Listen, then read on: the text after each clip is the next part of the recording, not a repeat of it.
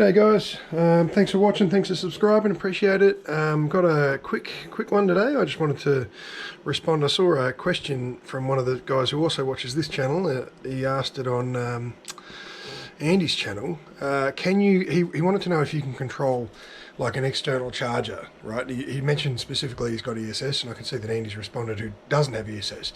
But it's actually got nothing to do with whether or not you've got ESS.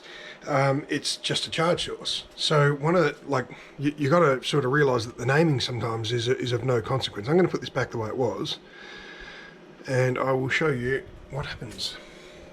You know what I should do? I should start the screen recorder, shouldn't I? Let me do that. Alright, so I've started this right from the very beginning because that way you see exactly what I do. You go Menu, Settings, scroll down to Relay, set the relay. You could use either one, doesn't really matter. We're going to use Generator Start and Stop, right? Leave the other one on manual. We go Generator Start and Stop. Now here's the funny thing, right? Runtime and service is actually statistics. We don't want that. What we want is Settings, Conditions, Loss of Communication, Periodic Run. Now you see this is disabled, right? That's okay. Mine's already set to 1 day. They're normally set to 28, and what will happen is if I enable that now, normally they're set to 28 days, and then there's some various other settings here. What's important is you bring this down to 1 day if you want it to run every night, or maybe you want it to run every 2 nights if you've got a big enough battery that you can avoid it.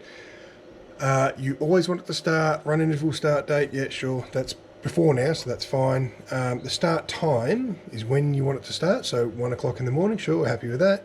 And then we're going to run it for 2 hours. Right, you can also select run until the battery's charged. And that's it. It doesn't matter that it's not a generator, right?